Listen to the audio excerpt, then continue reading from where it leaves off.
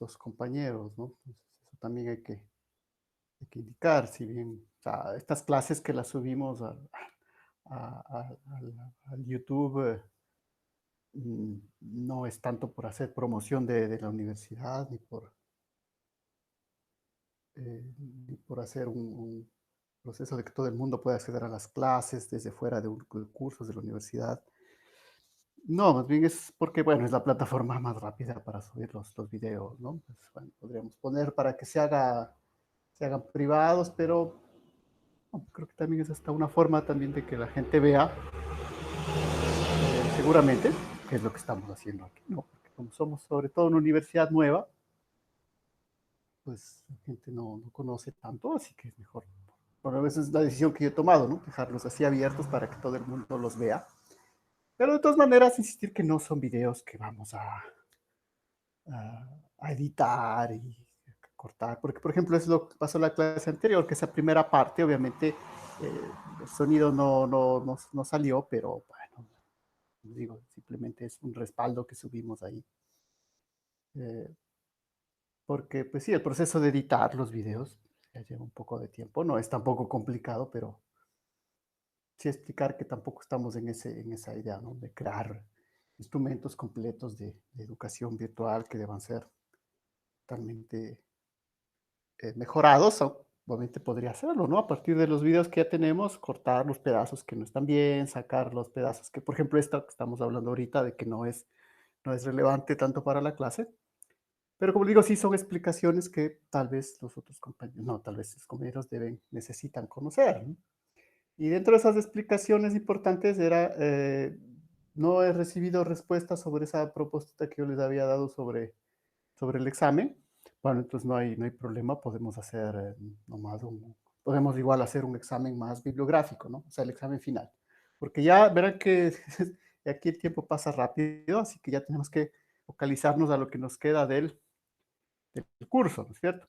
Entonces, para eso, em, el día de mañana, la tarea que se encargue el día de mañana será considerada el examen del segundo bimestre, ¿sí? Dentro de su peso, que en realidad tiene un peso menor que las otras tareas, en realidad, ¿no? Pero bueno, así está, ¿no? De todas maneras, les cuento de que ese examen tiene que llamarse examen precisamente porque luego eso es guardado, verificado, bueno, una cosa que se llama portafolio docente, ¿no?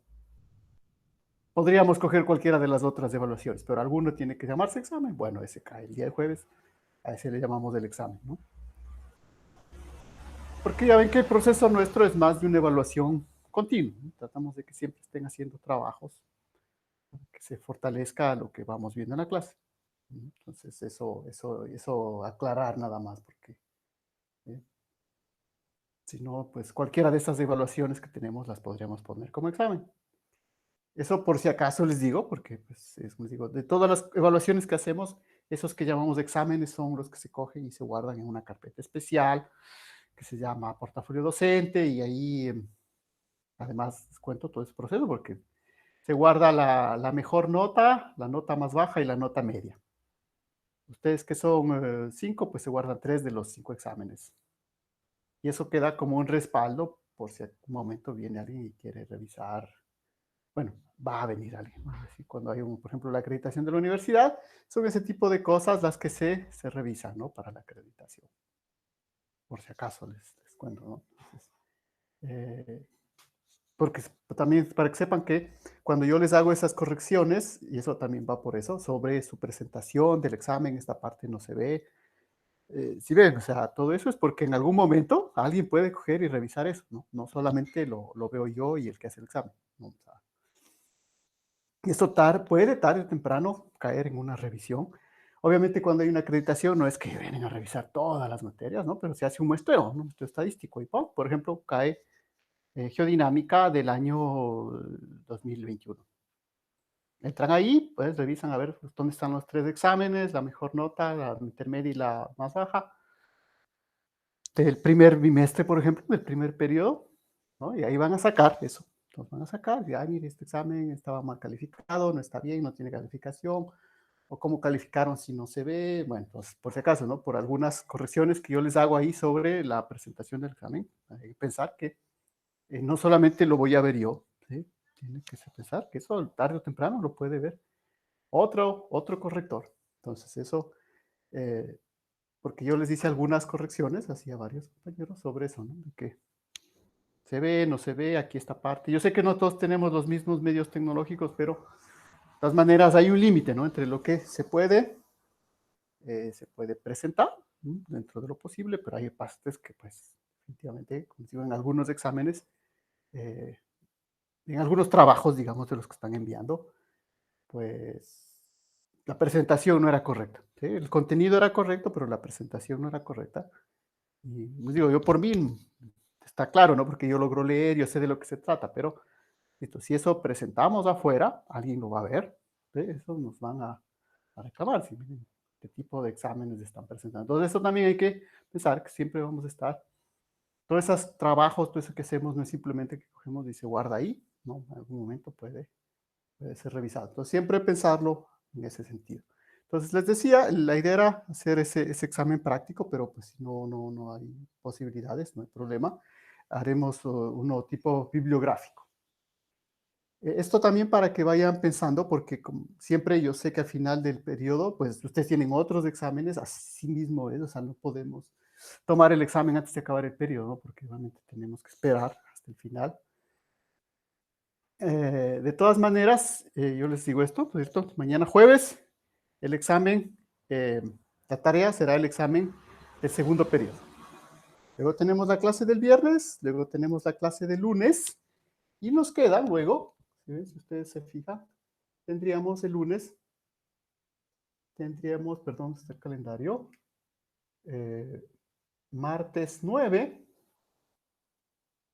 y miércoles 10. Nos quedarían 2 días. ¿Sí? Porque hasta la clase del lunes, pues eso vamos normalmente. Pero ya el martes 9 y el miércoles 10, entonces la idea sería que el martes yo ya les proponga el examen para que lo realicen entre el martes y el miércoles y tengan todo el tiempo necesario, precisamente porque habrá un trabajo también de revisión bibliográfica. Y como les digo, yo sé que ustedes tienen otros exámenes de esos días, entonces haya todo el tiempo necesario entre el martes y el miércoles para que ustedes hagan ese examen, lo suban a la plataforma y no haya problema y así terminemos este curso. De una vez les digo de qué se va a tratar el examen. Recuerden que tenemos unos temas ahí al final que se relacionan con el volcanismo, que obviamente no compiten con la materia de vulcanología que tienen después, porque después tienen una materia de vulcanología específicamente. Pero en nuestro primer caso tenemos eh, una, una parte que nos compete como geodinámica sobre el volcanismo. Entonces, sobre esa parte he decidido yo que sería interesante que ustedes hagan el examen. Entonces, por si acaso, para que vayan un poco revisando, la idea sería hacer unos cálculos simples, es decir, no, cálculos de los que hacemos aquí, ¿no? Tenemos fórmulas, reemplazamos valores, pero obviamente algunos de esos valores, como por ejemplo en este último caso, yo les doy la densidad, les doy la gravedad, ¿sí? Esos valores yo generalmente en el ejercicio yo les doy, esas constantes, ¿no? Pero sería interesante también que algunos de esos valores ustedes, como me parece que ya hicieron, como ya tenemos algunas clases, ya me he olvidado, bueno, eso era en la otra materia que hicieron eso, ¿no? De ir a buscar algunos valores de esas constantes, ¿sí? Para otro tipo de escenarios, ¿no?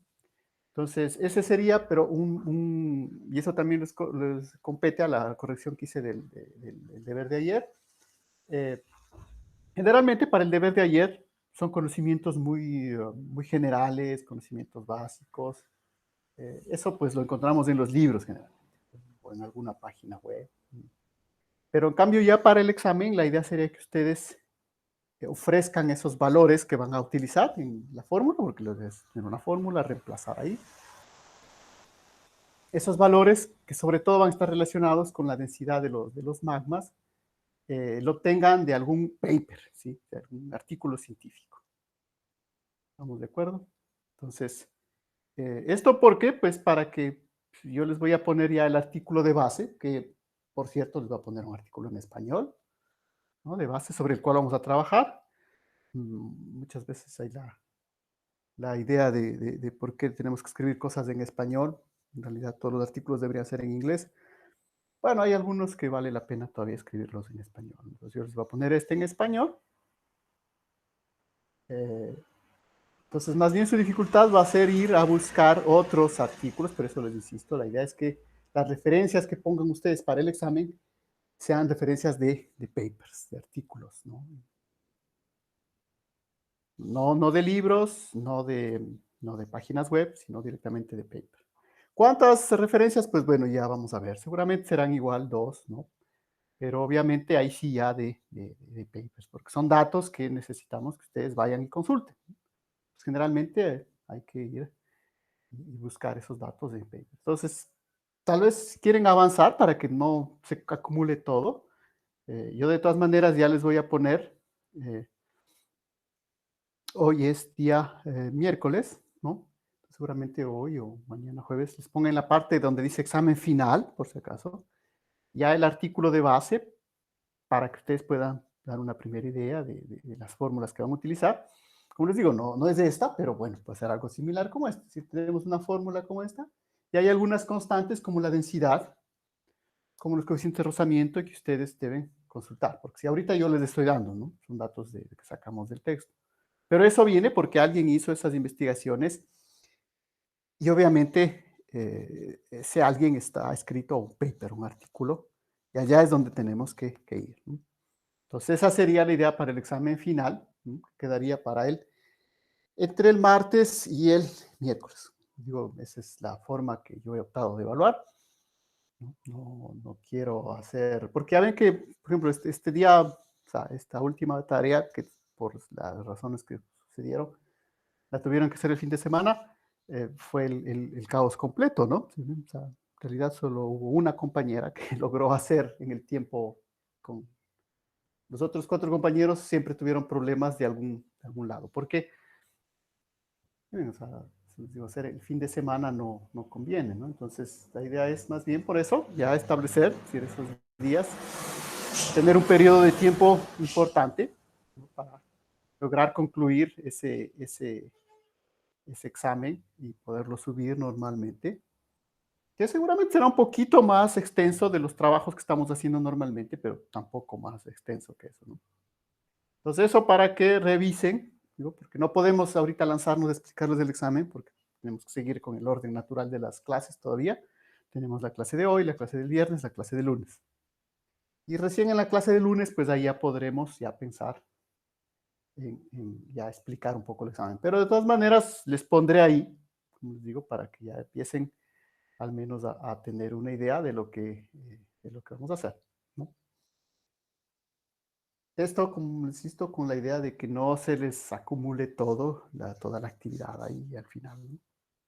Entonces, esas indicaciones no forman parte necesariamente de, de la clase en sí, pero sí son indicaciones importantes que siempre tienen que dar registradas para que si sus compañeros las revisan, pues todos tengan el mismo conocimiento de lo que estamos haciendo, ¿no? Eh, Entonces, ahora sí nos concentramos de nuevo en nuestro modelo Stick Slip. Nos habíamos dicho que lo que íbamos a encontrar es el desplazamiento, ¿no? Cuánto desplaza el sismo, cuánto se mueven, si ustedes quieren, los bloques al momento de producirse el sismo. Y este desplazamiento, como les digo, generalmente se puede medir. Esto se puede medir. Eh, Existen técnicas sobre todo de observación satelitales, cuando son sismos suficientemente importantes, ¿no? Se puede medir este desplazamiento. Si no, también existen obviamente las técnicas sísmicas, ¿no? Es decir, mediante registros sísmicos podemos calcular este desplazamiento. Y en realidad, la incógnita aquí, más bien la incógnita sería esta A, ¿sí? Porque este H, la profundidad del sismo, también lo podemos calcular por sismos, ¿no? Por sismología, por localización de sismos. Entonces, quizá esto podemos calcular el desplazamiento, podemos medir, digamos, perdón, el desplazamiento. Los otros parámetros suponemos que son constantes del terreno que las conocemos. Esto nos podría dar el área que se ha roto durante el sismo, que es algo mucho más difícil de ver, ¿no? Si queremos ya ver la aplicabilidad exactamente de esta fórmula. Pero de todas maneras vamos a reemplazar, hacer un primer reemplazo para ver un poco los valores, porque también es importante. Esto ya le...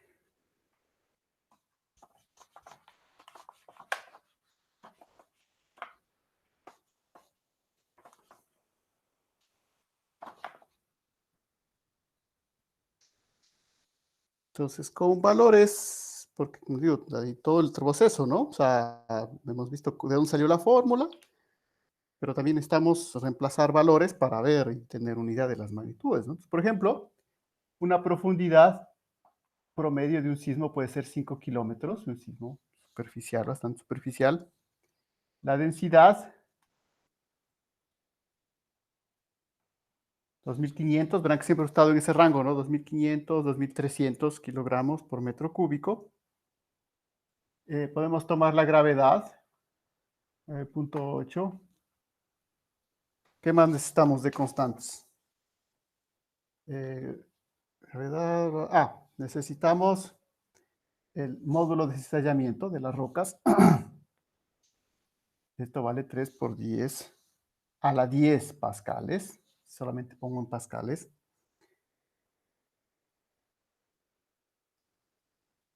Entonces, ¿qué tengo ya? Esto 4G. Rho, ya tengo. Lo único que me faltaría ahora es el área. Entonces, aquí tendrán cuidado porque generalmente aquí lo que se da en los ejercicios es...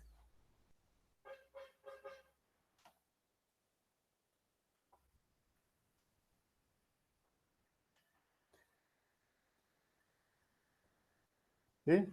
Generalmente no se da el área, sino que se da la longitud, y ahí sí es cuando hacen estos reemplazos, porque seguramente, digamos, el ejercicio de mañana, en cambio, va a ser sobre estas fórmulas, así que vale la pena que esté claro. Pues, generalmente en los ejercicios no le suelen dar el área directamente, sino la longitud de la ruptura. Entonces recuerden que nuestro modelo es un cubo, era un cubo, ¿se acuerdan?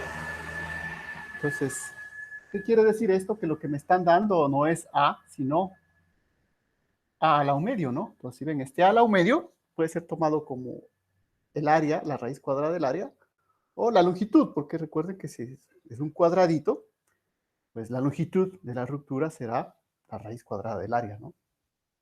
¿Estamos claros? Verán ese pequeño detalle y a veces siempre les causa problemas en estos ejercicios. Por ejemplo, la longitud de la ruptura, 10 kilómetros, que insisto una vez más, verán, no es la longitud de la falla, ¿no? No es que toda la falla se rompe, ¿no? Es una parte.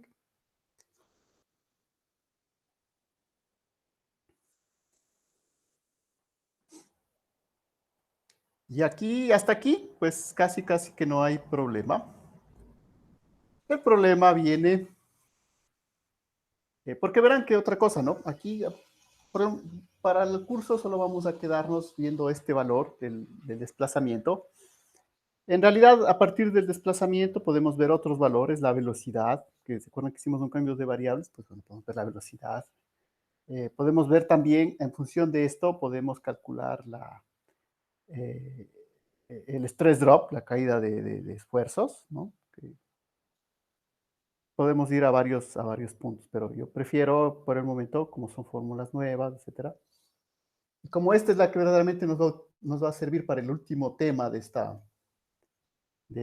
unidad, que es la magnitud de los sismos, eh, quedarnos solo por ahí, ¿no? Por si acaso, si luego van a revisar, van a ver que también podemos calcular la velocidad, podemos poner el stress drop, ¿qué más podemos ver? Sí, básicamente eso, ¿no? La caída de estrés.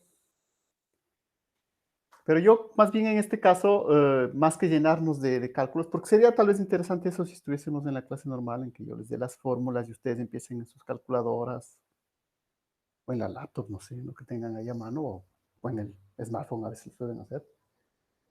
Hacer los cálculos, reemplazar, Pero en este caso yo quiero insistir sobre el parámetro complicado de aquí, ¿no? Este parámetro a ver, resulta complicado a ustedes porque a veces, ¿por qué no me da el área directamente, me da la longitud? Bueno, pues recuerden que el área a la raíz cuadrada del área, el área a lo medio es la longitud, 10 kilómetros. El problema siguiente, ¿qué es lo que falta? Pues nos falta estos dos coeficientes de acá. Es decir, el coeficiente de rozamiento estático y el coeficiente de rozamiento dinámico que aparecen acá. Y aquí viene lo interesante de este modelo, porque verán, así son los modelos matemáticos, ¿no? Alguien hizo esto, bueno, lo empezó a desarrollar y, como les digo, esto es a partir sobre todo de los años 70, ¿no? Del siglo pasado. No es lo más nuevo, pero sí es bastante más contemporáneo que el fallamiento de Anderson. Y el problema en el momento es reemplazar esto con los datos que se tenían en laboratorio. ¿Recuerdan FS cuánto valía en el laboratorio? Entonces en laboratorio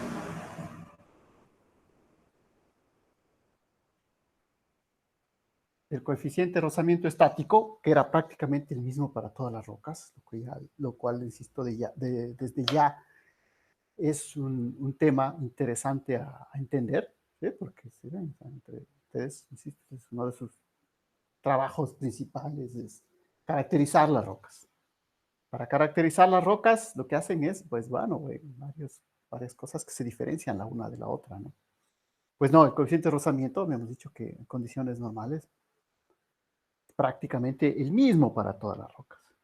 Y que si se acuerdan, valía algo así como 0.86, ¿no? ¿Se acuerdan? Vamos, aproximadamente. No es tampoco constante para todos, pero era bastante alto. Entonces, el problema es que cuando reemplazábamos este valor aquí, esta fórmula daba valores irreales. ¿Sí? En realidad, y aquí viene lo interesante, digamos, aquí viene la constatación entre el modelo y ya la vida real. Pues en la realidad, porque ese es el problema, ¿no? No podemos hacer solo matemáticas y esperar que esto funcione. No, hay que ir a comparar esto con lo real, ¿no? Entonces, en lo real, en la realidad, en la experimentación real, Fs es muy, muy pequeño. Y es muy, muy pequeño. Muchísimo más pequeño que este 0.86 de acá. Pero muchísimo más. Es decir, esto vale para un terremoto. El coeficiente de rozamiento estático es muy pequeño. Nos hemos acercado, digo, en función del método científico, bastante a explicar por qué es tan pequeño, qué sucede en las rocas, qué de especial tienen las rocas de un terremoto para que se haga muy pequeño. ¿Sí? Porque generalmente deben pasar de 0.86 a 0.05, quiere decir que hay unos procesos que no estamos tomando en cuenta. Una de las formas que habíamos arreglado eso en el modelo de Anderson, ¿se acuerdan? Era la presión de poros. Hemos dicho que hay una presión de poros, que se relaciona con el fluido que existe en las rocas, ¿no? Que bajo ciertas condiciones ese fluido obviamente va a hacer que cambie el rozamiento en esas rocas. El problema obviamente es que eso no se puede experimentar muy fácil, ¿no? Porque para lograr esas presiones, si ven, no es que podemos coger dos pedazos de roca, llevarlos al laboratorio, ponerlos en un plano inclinado, buscar ahí cuando empieza a deslizarse, que es lo que se hace en el laboratorio de física básica, ¿no?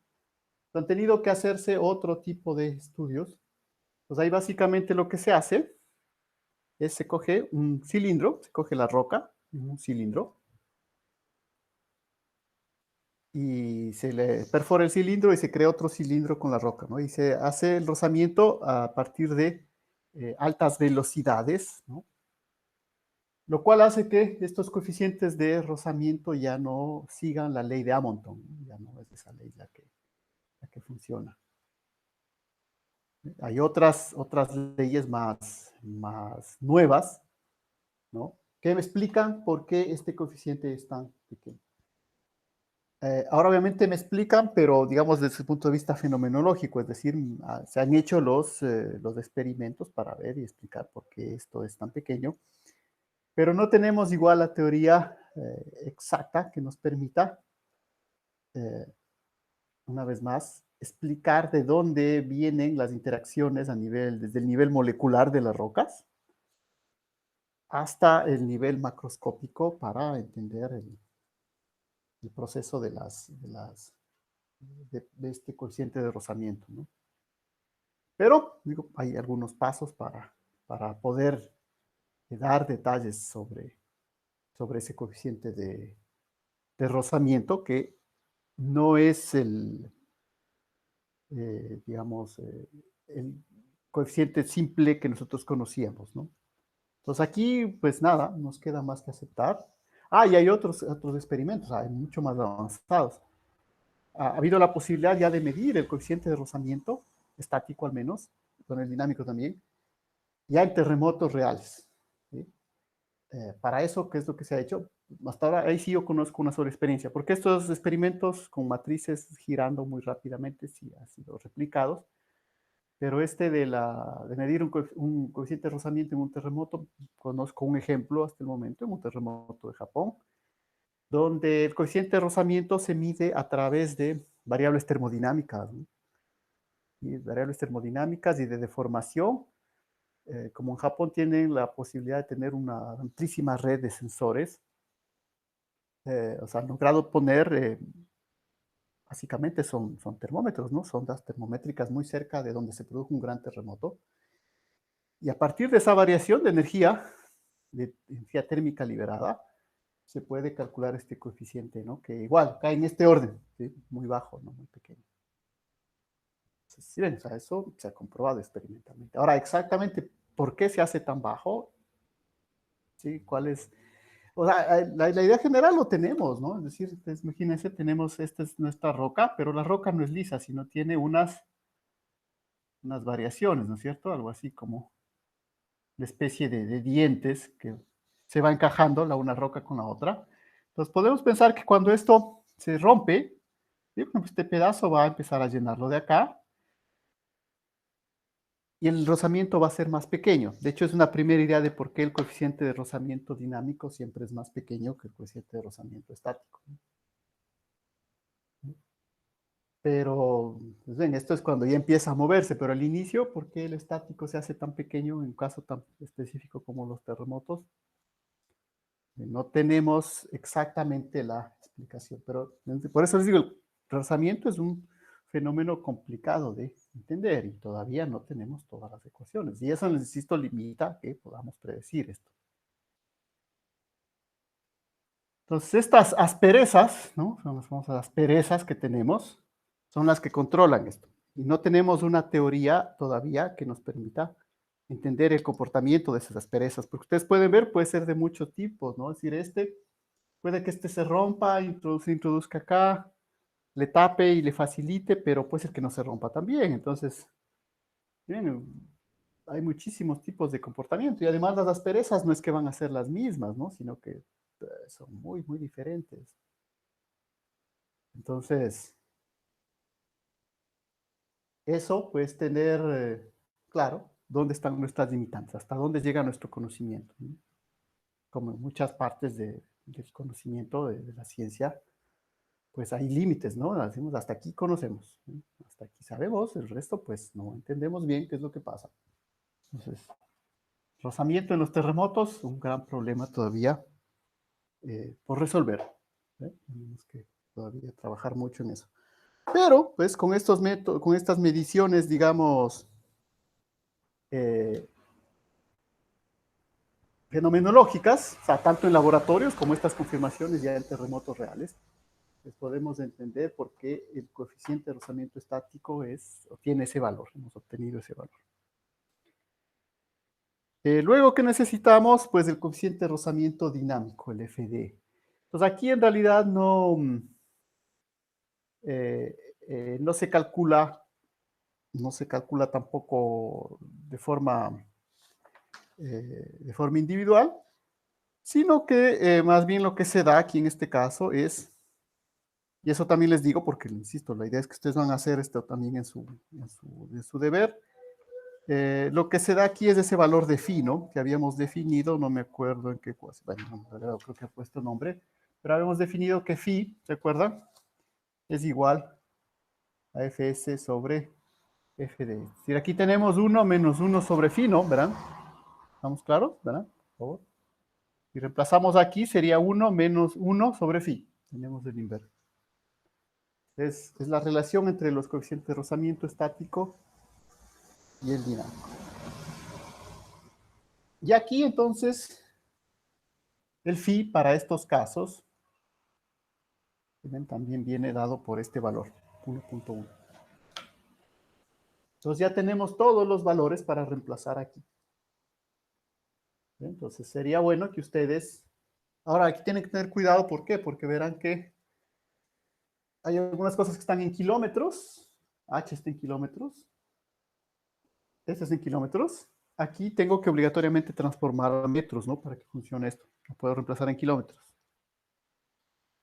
Entonces, verán que es ya la última tarea que vamos a hacer de nuestro curso mañana. Así que va a tener algunas dificultades, ¿no? Si ven cómo reemplazar correctamente. Aquí no puedo poner directamente de kilómetros, tengo que poner en metros.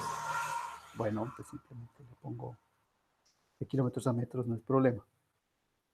Pero yo siempre he visto que aquí tienen luego problemas cuando utilizan la calculadora para hacer...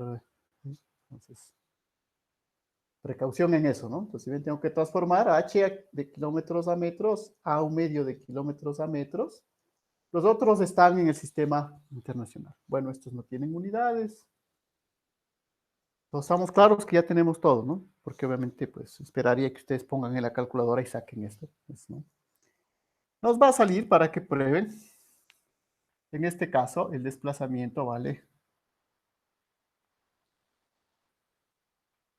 ¿eh? Que es un desplazamiento pequeño, ¿no? Menos de 1 metro.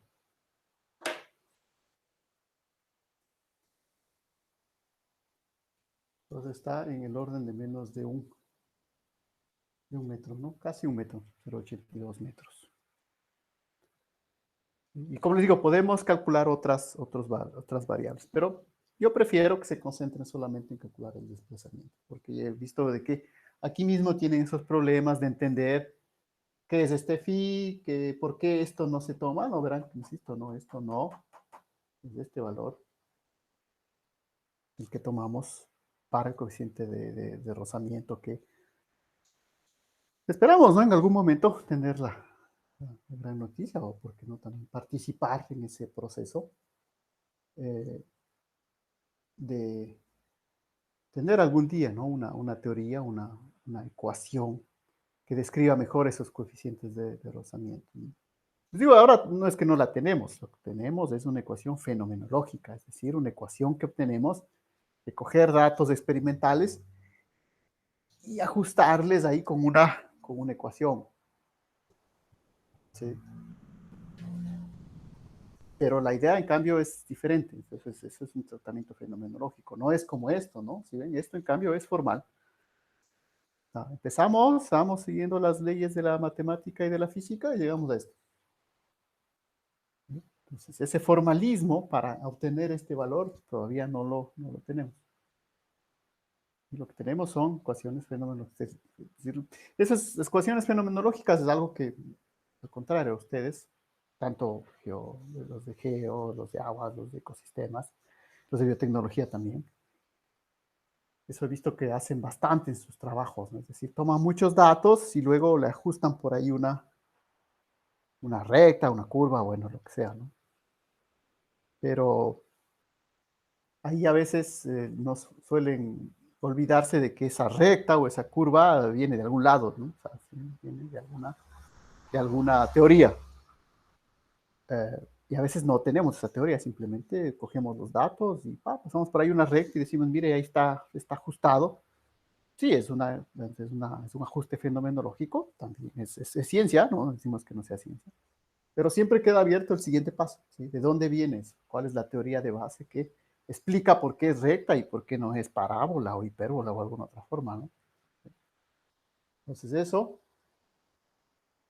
tener tener presente porque la idea también de nuestra formación como ingenieros es comprender el conocimiento que ya tenemos para luego aplicarlo y resolver problemas de la vida real.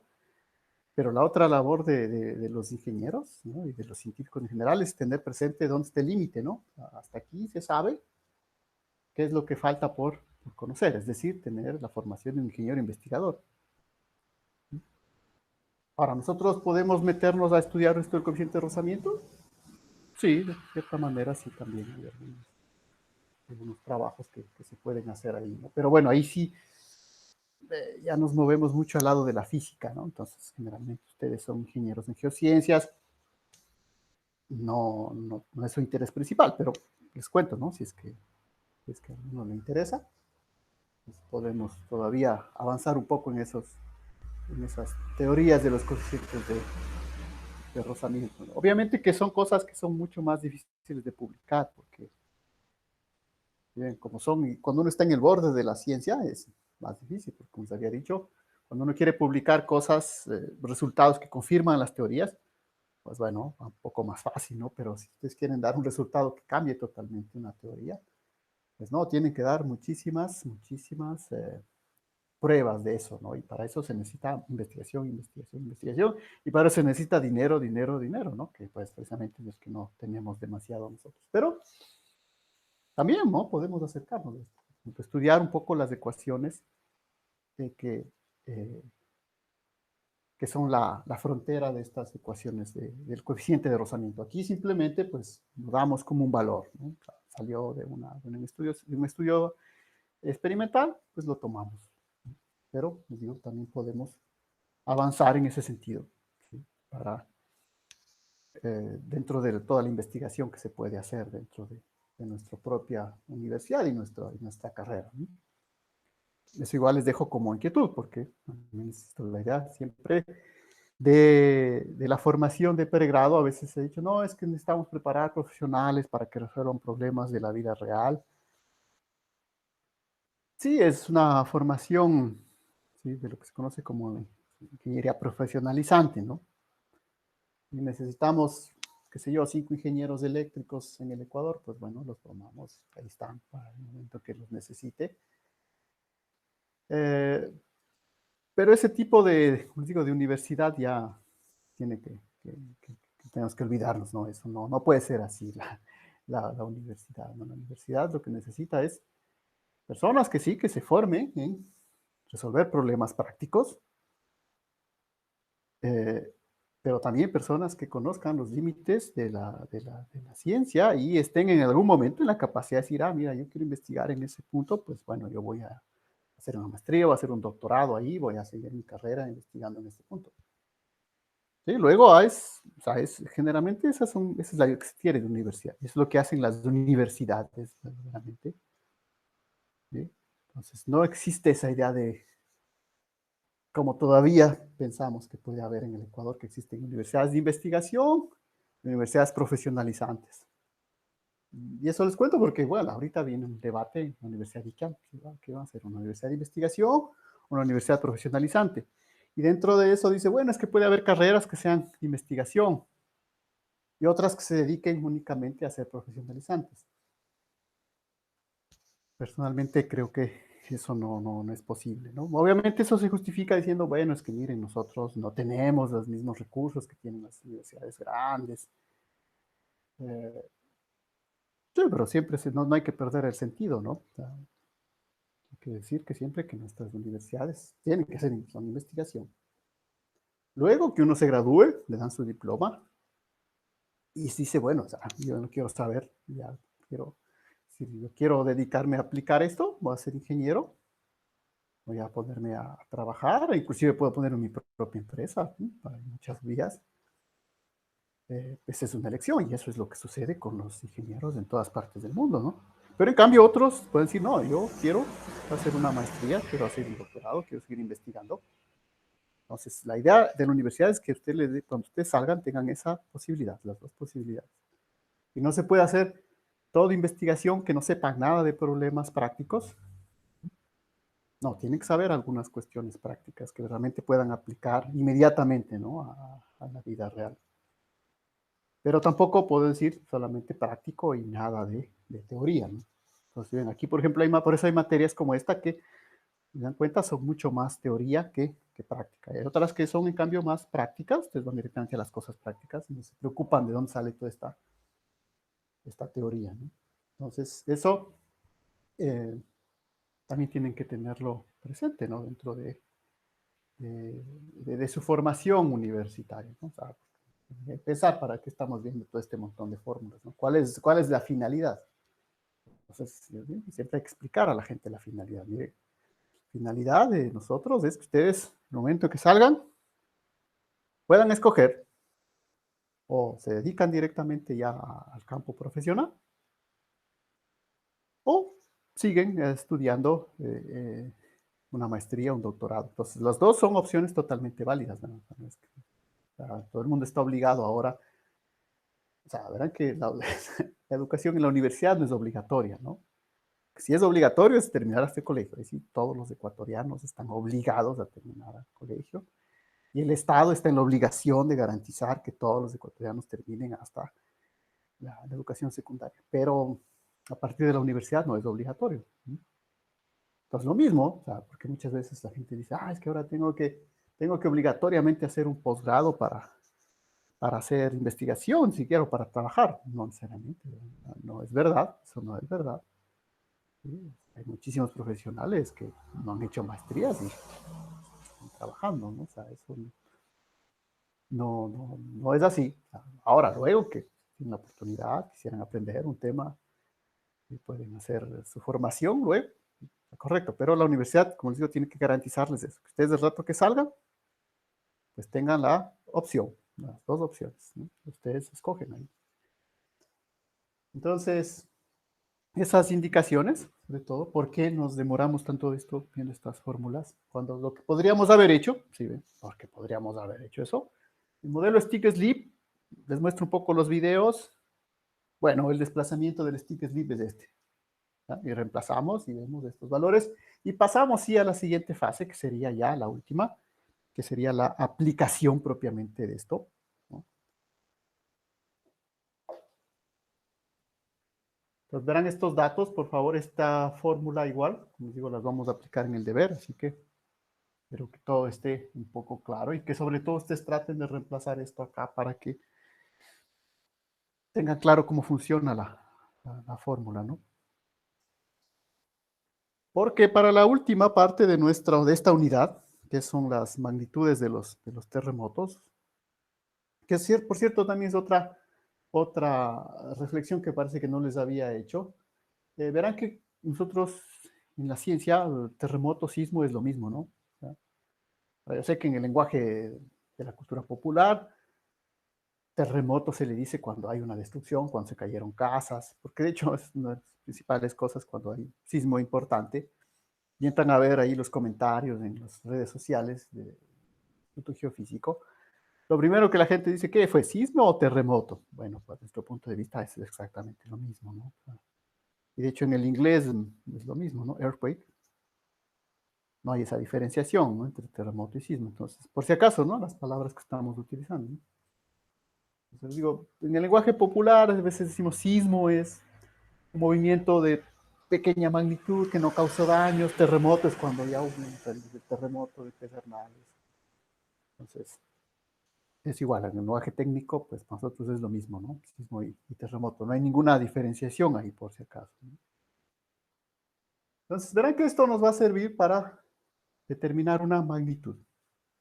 ¿Cómo caracterizar los sismos? Bueno, todo esto. Entonces, el problema de la magnitud también es importante porque aquí, bueno, y aquí sí he visto que hay una buena colaboración de todas estas cuestiones de redes sociales, de observatorios que hacen el esfuerzo de que ya nos olvidemos de ciertos términos, ¿no? Como, por ejemplo, la magnitud de Richard, ¿no? Ahora, cuando hablamos de magnitud, pues nada, ¿no?, simplemente la magnitud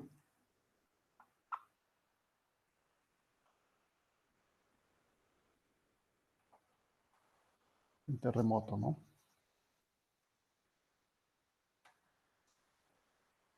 Entonces, este problema de la magnitud, la primera idea básica es, bueno, obviamente hay sismos que podemos considerar grandes y sismos pequeños. Eh, Al principio hubieron varias ideas de cómo calcular esta magnitud, obviamente en función de parámetros instrumentales, de cuánto se movía un instrumento.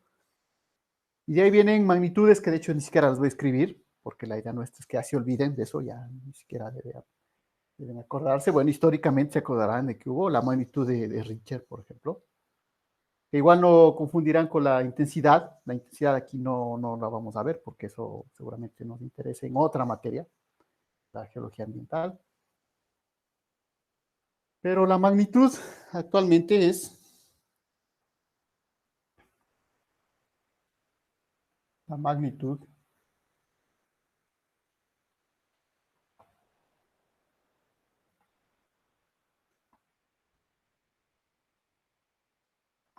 Y aquí aparece una nueva cuestión, que es la magnitud de momento sísmico, ¿no?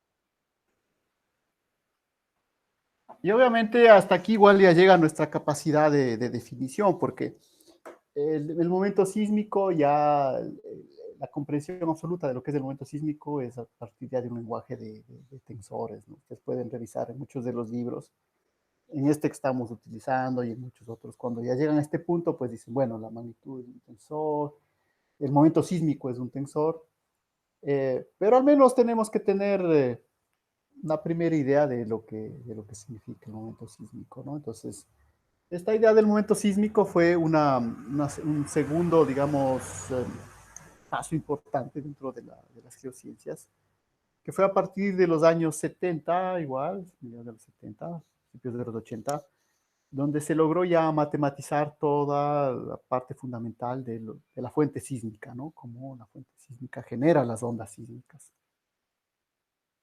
Porque la idea es que obviamente nosotros tenemos una fuente que genera luego una onda y es la onda la que nosotros medimos en los sismómetros, ¿no? Entonces ese proceso de generación del sismo se logró matematizar y ahí sí ya estamos ya un poco en el límite de lo que podríamos ver a nivel de pregrado. Porque ustedes van a ver que en la mayor parte de libros de pregrado, o sea, yo al menos en los libros de pregrado que he visto, como el que estamos utilizando, porque el que utilizamos es un libro para pregrado, no se deduce este momento sísmico, ¿no? O sea, hay que esperar para libros de un poco de posgrado para ver un poco el lenguaje de los tensores y ahí sí ya podernos poner claro exactamente qué es el momento sísmico. De todas maneras, lo insistente aquí es que esta es la magnitud que tenemos actualmente. Y de hecho, simplemente se la llama magnitud. Algo que tal vez vale la pena también insistir, porque a veces yo insisto estas partes de forma verbal y he visto que siguen cometiendo ese error. Esta magnitud no tiene, no tiene grados, ¿no? Verán, entonces. Simplemente decimos, el sismo tuvo tal magnitud, 5.3, 8.8, aunque bueno, no es tan común un sismo de tanta magnitud, ¿no? Pero no decimos tiene grados, ¿no? O sea, simplemente damos un valor, ya no hay grados, no hay los grados en la escala de Richter, eso, por favor, eso sí ya no les escribo, eso olvídense, ya no existe, ya no se utiliza. Ahora, ¿por qué se utilizaba? Porque antes no teníamos bien definido esto y además las ecuaciones para calcular esto, porque obviamente hay que calcular el momento sísmico, no eran tan simples. Actualmente ya todos los observatorios tienen softwares que hacen esto. Cuando hay un sismo, pueden calcular el momento sísmico y a partir del momento sísmico, pues nos dan la magnitud del sismo, ¿no? Por una relación que viene de la siguiente manera. Que viene de la siguiente manera.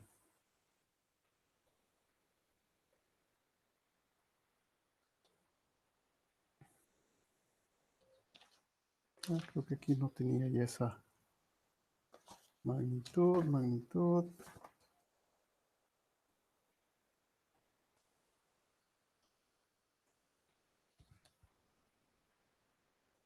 Entonces, sí, antes de poner la relación de la ecuación de la magnitud, pongamos primero este momento sísmico. Eh, Aquí, obviamente, yo les voy a dar una idea de cómo sería el momento sísmico, una primera explicación, que siempre insisto, no es la respuesta formal, pero al menos para tener una idea, porque tampoco simplemente podemos hacerle aparecer ahí. La idea es que podríamos pensar en el momento sísmico de la siguiente manera. Tenemos un sistema de coordenadas y yo tengo en este sistema de coordenadas un bloque que le voy a dibujar así, ya deformado, ¿no? Vamos a deformar este bloque de la siguiente manera.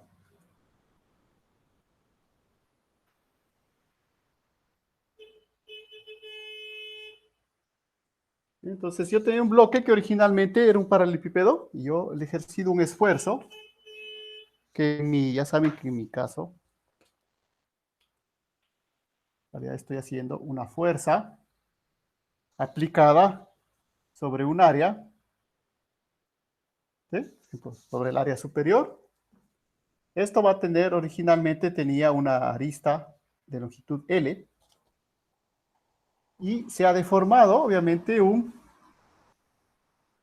¿sí? Originalmente era un paralelepípedo, ¿no? No le dibujo el original porque si no, no se va a ver bien, ¿no? Voy a solo el deformado, ¿no? Entonces se deforma.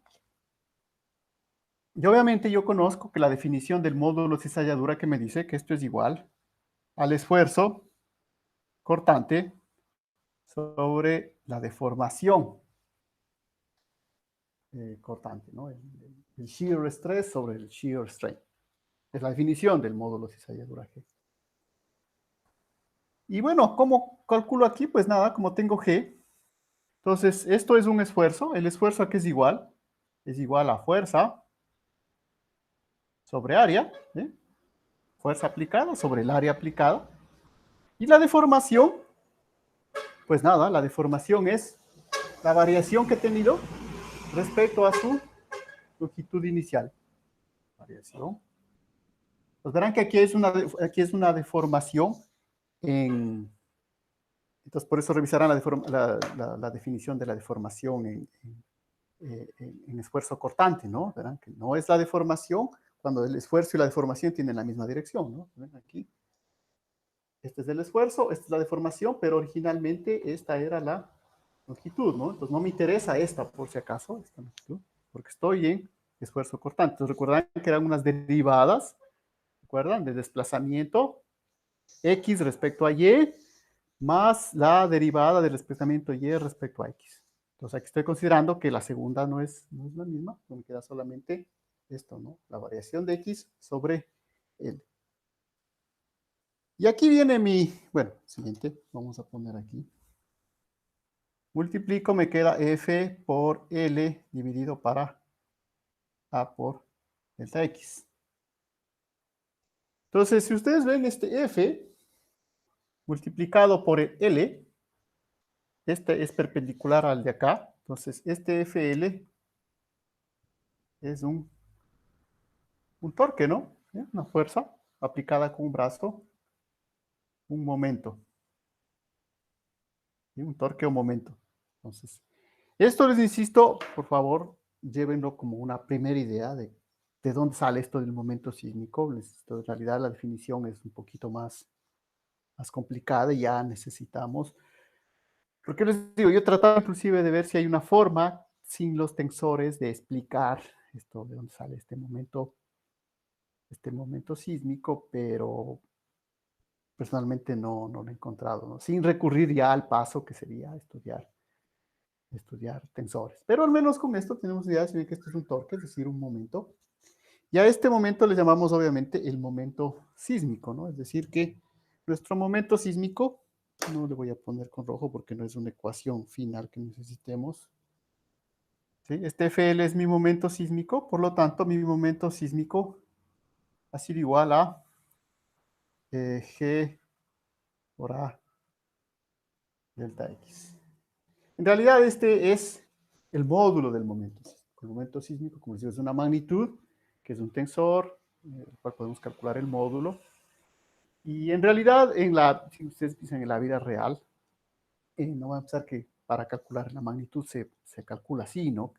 No, en realidad lo que se hace es, se tienen los sismogramas, a partir de una transformada de Fourier de los sismogramas, se logra calcular el tensor de momento sísmico. De ese tensor se saca esta magnitud. Eso obviamente lo hace automáticamente un software cada vez que hay un terremoto, ¿no? Aquí, por eso, a ver que demoran unos. En realidad podría ser automático, ¿no? El terremoto, porque el cálculo en sí del software se demora menos de segundos. De todas maneras, ustedes ven, siempre hay un tiempo entre que hay un terremoto y aparece la información en las redes sociales del Instituto Geofísico.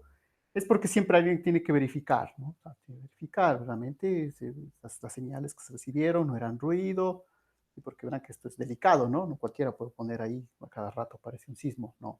Siempre hay alguien, día y noche, los 305 días del año, siempre hay alguien que está ahí verificando de que ese cálculo correspondió verdaderamente a un sismo que hay que reportar.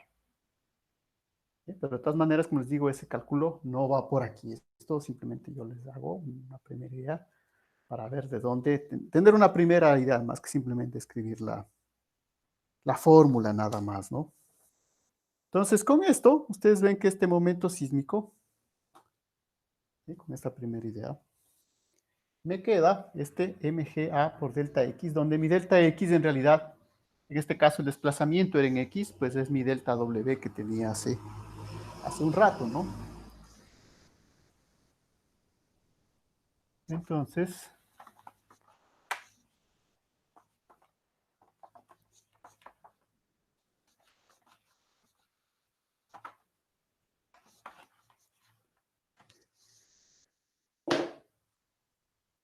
si yo reemplazo, bueno, digo mi M es igual a G A, este es mi delta W, ¿sí?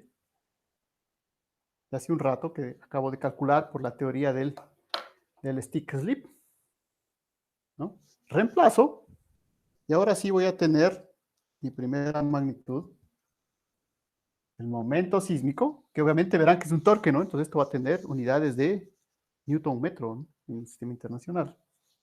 Me va a quedar, lo único que va a hacer, verán que había un G debajo, se simplifica, me queda 4 FS rho GH. Aquí verán que me quedaba, había un medio por este A, que es a la 2 medios, pues me queda A a la 3 medios. Insisto, verán que el A a la 1 medio es la longitud. Entonces, tengan cuidado, ¿no? Si a la 1 medio es la longitud, A a la 3 medios simplemente será la longitud al cubo. Si ustedes quieren ponerle como longitud, generalmente se escribe así. Y luego 1 menos F sobre Fs. Y con esto tengo ya mi momento sísmico, obviamente desde la teoría del stick slip, ¿no? Entonces aquí, en el sentido práctico, podemos ir de dos maneras. De hecho, nosotros hemos hecho una aplicación práctica un poco de esto. Es que nosotros podemos calcular el momento sísmico si conocemos estos parámetros. Lo difícil aquí, obviamente, es qué es lo que tengo que medir en el terreno. En el terreno, si quiero ver un sismo, tengo que ir a medir esta longitud. La longitud de cuánto se rompió el sismo. Entonces, eso lo podemos hacer en el terreno. Y esta profundidad, recuerden que eso ya habíamos hablado, no les voy a volver a insistir, pero eso habíamos hablado. ¿Cómo determino la profundidad? Pues igual necesito métodos sísmicos ahí, es decir, métodos de haber determinado, posicionado bien el terremoto para ver su profundidad. Con eso puedo calcular el momento, porque entendemos que los otros parámetros son constantes. Y no sé, extrañamente, no he tenido. Ah, no, sí está aquí, ¿no? Aquí yo estaba buscando dónde estaba la,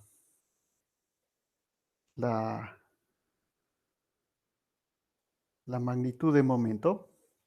Entonces, con esto, porque a veces yo les sé dar en forma logarítmica, pero la magnitud, este es el momento sísmico, ¿no?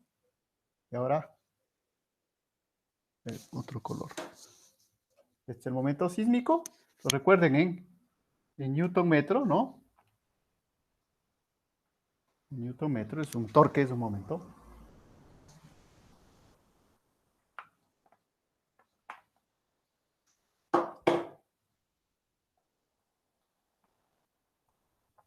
La magnitud, yo la puedo encontrar como m igual a 9.1 menos el logaritmo, y aquí tendrán cuidado, ¿verdad? Porque es el logaritmo en base 10 de esta magnitud sobre, no, y esto porque, pues, pongámosle con la fórmula final que van a utilizar en el ejercicio, entonces pongámosle nomás con rojo. Entonces, la magnitud m minúscula, verán, para diferenciar, es igual a 9.1 menos el logaritmo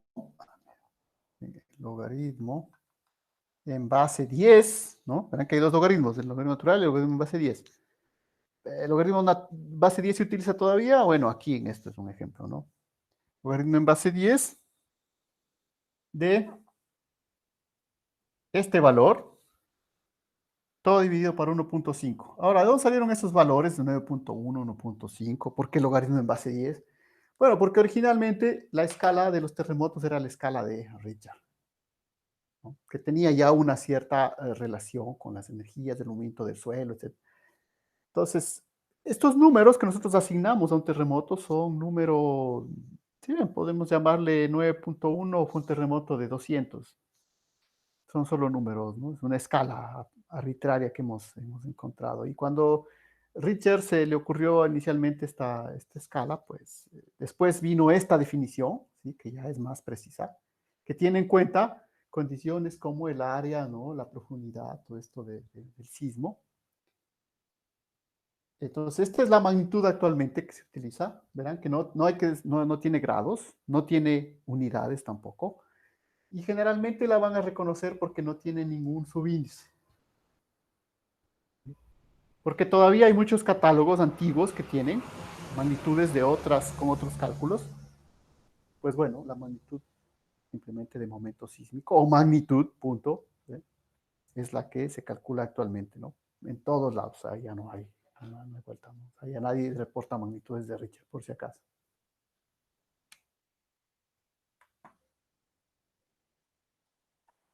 Entonces, ¿estamos claros? ¿Verán el ejercicio entonces qué van a hacer? Eso les digo, el ejercicio será que les darán obviamente unos valores de longitud, de profundidad, de todos estos valores para calcular el desplazamiento, calcular el momento sísmico y calcular la magnitud de un sismo. Es un ejercicio de reemplazo de valores, por eso les digo, verán, logaritmo en base 10. Estar claros que esos serán los valores para el ejercicio de mañana. Entonces, ese es el ejercicio que necesito que practiquen esas fórmulas. Entonces, igual sobre esto de la magnitud podemos extendernos mucho más, pero quisiera llegar hasta aquí, porque el resto pues ya lo juntamos en otras dos materias, que es la materia de geofísica y la materia de geología ambiental, ¿no? Porque a partir de esta magnitud podemos definir una ley, que es la ley de Gutenberg-Richter. Ahí sí aparece Richter, por si acaso, no es que nos hemos olvidado de él. No, ahí sí aparece Gutenberg-Richter, que luego nos sirve para determinar algo importante, que es la amenaza sísmica, ¿no? O sea, como a partir de esto nosotros podemos determinar la amenaza, y con la amenaza sísmica o peligro sísmico, podemos decirle a la gente, mire, aquí tiene que construir con estos parámetros, o acá tiene que construir así su casa para que cuando haya un sismo no suceda la destrucción total que hemos visto ya en otros sitios, ¿no? Entonces, hasta ahí nuestra unidad, ¿sí? Esta unidad. Entonces, no sé si está claro. Como les digo, a veces aquí me ponía a hablar un poco de Gutenberg y Richter, pero yo creo que eso pues tiene que quedarse para la materia de geología ambiental, ¿no?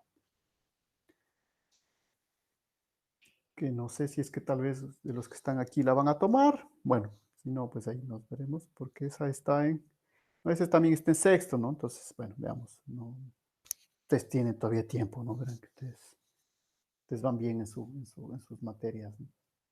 Pero por si acaso, ¿no? Les digo, esto, hasta aquí llegamos en esta parte. Tenemos, y bueno, ahora sí la parte práctica, digamos, pero en realidad en los sismos, cuando hay los terremotos, no me interesa tanto esta fórmula, porque en realidad les digo, lo que se hace en los terremotos es que este M se calcula de los datos sísmicos. ¿Sí? Entonces, lo que interesante ahí es que más bien a partir de esos datos sísmicos, yo calculo M, me van a dar el momento sísmico, o generalmente me dan esto ya directamente. Supongamos, ¿no? Podemos hacer este ejercicio, por ejemplo. Coger los datos del geofísico. En el geofísico me van a dar este valor y este valor, la profundidad del sismo y este valor de acá. Y aplicando este modelo, yo puedo despejar el área de ruptura, la longitud de la ruptura. ¿Sí? Yo podría estimar cuánto se rompió en ese terremoto. Insisto, verán que esa ruptura es muy raro que sea superficial. No siempre ustedes van a ir a un sismo y van a encontrar una ruptura en la superficie, ¿no? Porque verán que el sismo precisamente tiene una profundidad.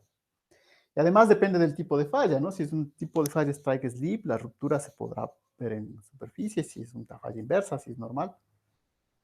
La mayor parte de terremotos nuestros son en falla inversa y en strike slip, ¿no? Entonces, en fallas de rumbo, así que en las de rumbo sí es más común de que la ruptura se vea en superficie, ¿no? Porque precisamente, de hecho, esas a veces se permanecen ahí hasta años, ¿no? De hecho, un paper interesante que se produjo últimamente fue un sismo que sucedió en el 2010 en la zona de Pisayambo.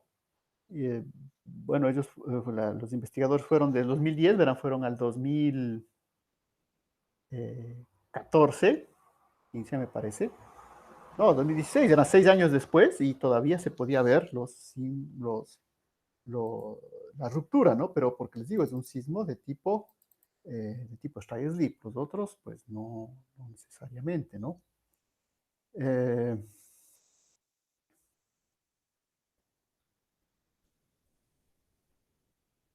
no sé si inclusive,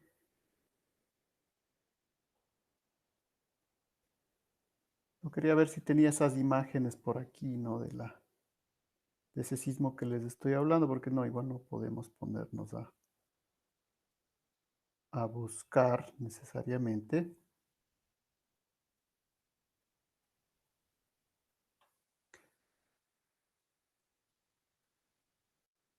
Por si acaso, déjenme ver. Si no, pues nada, ni modo.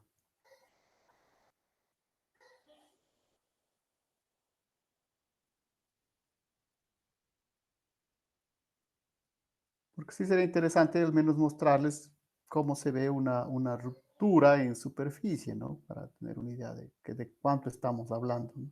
Porque es algo otra cosa que a ustedes les interesaría, por eso podríamos hacer, ¿sí? De hecho, hasta ahora no hemos podido hacer esa salida de campo. Yo siempre he propuesto hacer esa salida de campo a esa zona, pero no ha habido mucho interés, ¿no? Sobre todo por el mal clima que hay ahí, pero se puede llegar, ¿ah? Se llega casi en auto hasta allá, entonces creo que es,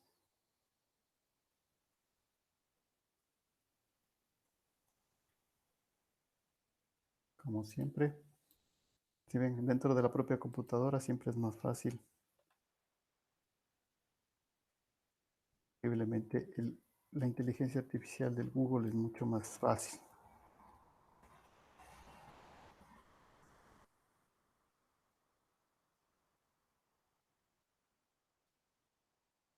Ya, sí, ya, generalmente es más fácil buscarlo en el Google que en la propia computadora de uno. Entonces sí vale la pena mostrarles este último, este último paper para terminar esta parte, porque tenemos que pasar a la siguiente unidad.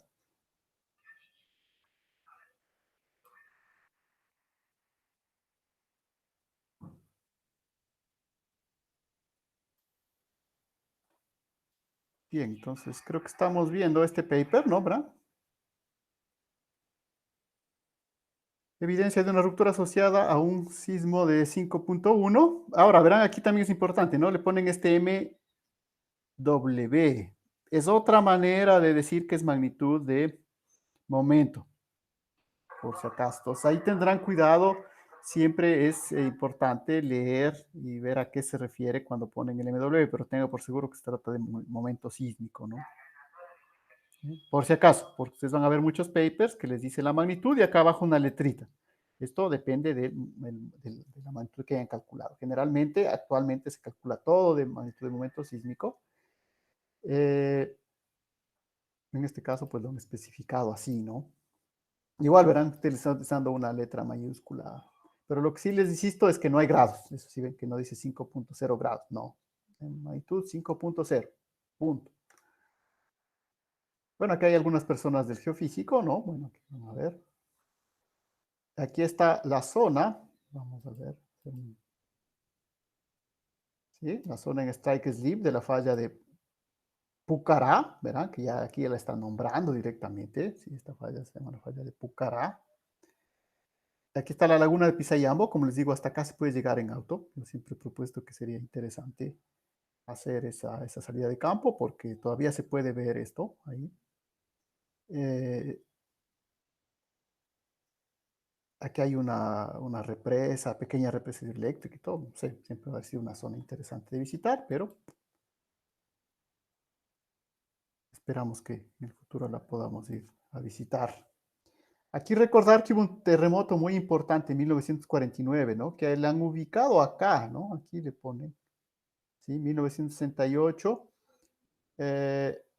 ¿Sí ven? 1949 le ponen acá muy cerca de esta falla, de la falla de Payatanga, ¿sí? Pero acá, más al sur, ¿no? De Pisayambo. Por acá. Obviamente esto ubicar exactamente es difícil, ¿no? Estaba entre acá y acá, más o menos.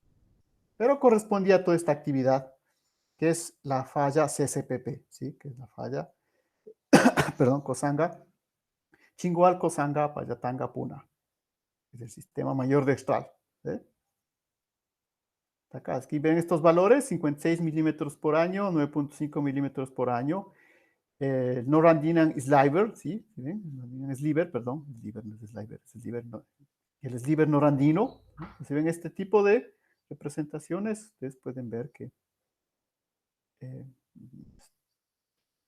ya podrían leer bastante bien este paper. Ahora estos verán aquí, por ejemplo, les muestra justamente el momento sísmico. ¿Sí? El momento sísmico en forma de una proyección estereográfica. Entonces es un mecanismo strike slip puro, ¿no? ¿Sí ven? Si se acuerdan de ese dibujito que vimos de los mecanismos focales, pues bueno, aquí le muestran este beach ball que nos dice es strike slip puro casi, totalmente fue strike slip. En este segmento que suponemos que continúa de la falla de Payatanga acá, ¿no? Que luego conecta. Aquí están los métodos de medición. Si ven, estos son mediciones por satélite. Exactamente cómo van a encontrar los desplazamientos. Verán el tamaño de la laguna, para tener una idea. Entonces, estas son observaciones satelitales que permiten precisamente medir los desplazamientos satelitalmente. Obviamente, no para cualquier pequeño sismo no se puede hacer esto, ¿no? Tiene que tener una magnitud suficientemente importante. Y además, en este caso, como es strike slip, ya van a ver que es mucho más óptimo porque la ruptura se ha propagado hasta superficie. Bueno, el método sería interesante, igual, revisarlo, como miren los desplazamientos. Y miren, acá ya está dando justamente ya un modelo, más o menos, viendo de que sí hay un strike slip, pero obviamente verán que hay una inclinación también, ¿no? Aquí le llama dip, ¿no? O es el buzamiento, ¿no? Eran los ángulos que les estaba pidiendo que revisen. ¿Qué más hay acá? Entonces, ven, es un paper muy ilustrativo para que ustedes vean. Verán que Pisayambo yo les señalo, ¿no? Okay. Casa en el Tena, por ahí, básicamente también es parte de nuestro interés, ¿no? O sea, está cerca, bueno, no cerca, cerca en el sentido de que si tuviésemos una carretera hacia allá sería, qué sé yo, unas 2 horas de aquí, ¿ah? ¿Sí? Pero obviamente no pasar por el granito de Aritagua, sí, no es fácil hacer una carretera para allá. Entonces, si ven acá, ya van a veces lo que a ustedes les interesa, al campo, cómo se ve esto en el campo. ¿Sí? Salimos al campo, esto como les digo, hay que caminar unos 30 minutos, no está lejos. ¿A dónde está esto? Acá hasta donde llega el auto. Acá hacen primero obviamente están indicando dónde van a hacer las excavaciones. Y, miren esto, ¿sí ven? Maravilla de las maravillas. Verán que el sismo cuando fue, ¿no? Si ven, el sismo fue,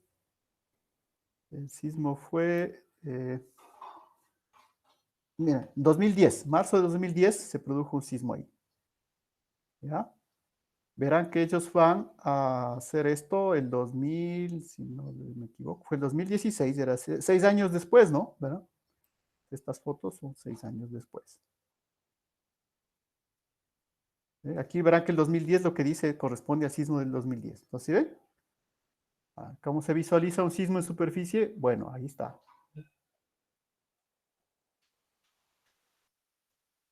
Pero bueno, son casos excepcionales, ¿no? Que realmente se pueden ver en superficie. Esto no siempre se va a producir. Si es un sismo como el de Pedernales, que fue en la zona de subducción, ¿cómo vamos a ver eso? No, eso no. Y verán todos los detalles que ellos justamente encuentran, porque les digo, generalmente he visto que ustedes como ciencias de la naturaleza les interesa esto, o sea, ir al campo a ver. Bueno, así se ve un sismo, ¿sí ven? Y esto, como les digo, ya han pasado, verán que ya han pasado 11 años, ¿no? Seguramente ya está mucho, verán que aquí llueve una enormidad, esto ya es la entrada a los Yanganates. De hecho, acá se ve el granito de Abitagua, ¿sí? Por acá atrás está el granito visto desde el otro lado, ¿no? ¿Sí ven? Nosotros estamos detrás de todo esto por acá, ¿no? Por acá está asomando el granito de Abitagua. Entonces esto pues llueve una barbaridad, ¿no? Así que la erosión, olvídense esto, ya no lo van a encontrar así mismo, ya debe haber cambiado mucho. Pero, digo, siempre se puede ver, verán que ha pasado 11 años después del sismo. Si ven, estas marcas mucho más pequeñas, pues ya son, pero por ejemplo esta, ¿no? ¿Ven? Aquí justamente logran determinar este pull apart, ¿no? Aquí yo diría que falta una escala, ¿no? No sé ustedes qué opinen, ¿no? Como geólogos, ¿qué opinan aquí? Faltaría una escala para... Bueno, dicen las plantitas dan la escala, ¿no? Pero bueno, sí, no, siempre hace falta aquí para ver cuánto mismo. Realmente dicen, bueno, la escala está dada por la persona acá, entonces hacemos unos zooms. No sé, ahí yo les he dicho que pongan una escala por acá para tener más claro esto, cuánto mismo están midiendo aquí. Dice, bueno, estas son las plantitas que ven. Una vez más, disculpas para los compañeros de ecosistemas que les estoy llamando plantitas. Yo sé que ellos también tienen su lenguaje técnico para todo esto que está por acá. Pero bueno, si ven, es lo que se observa, ¿no? Les digo, es un sitio y si no observamos este, podría ser otro. Entonces, si ven, este es un sitio que deberíamos, yo considero siempre, observar, ir hacia allá.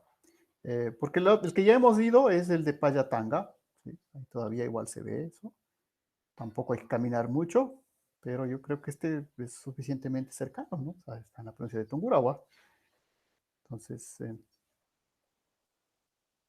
de hecho, yo creo que algunos de ustedes con ese proyecto del Geoparque, no sé quiénes, me acuerdo, pero algunos fueron para allá, ¿no? Pero no creo que llegaron acá, Pisayambo.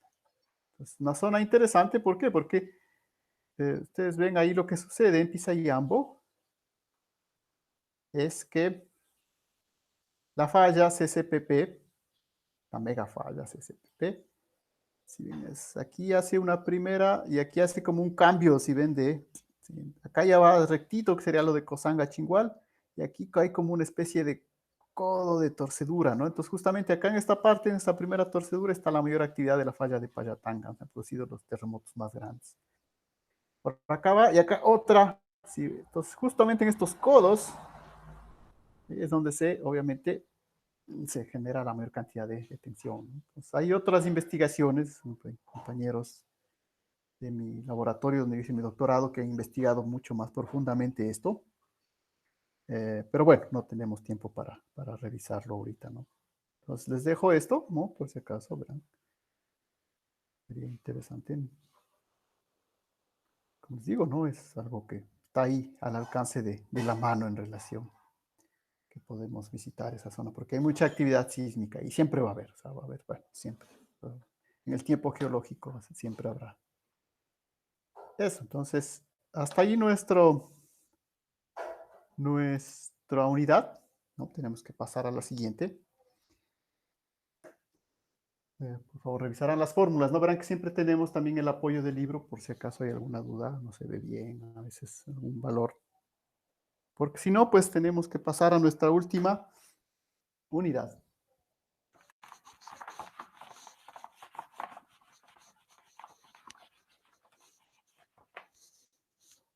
Aquí nos olvidamos de esto, sería lo que conocemos como la última unidad, la unidad 5, que sería la dinámica de la subducción.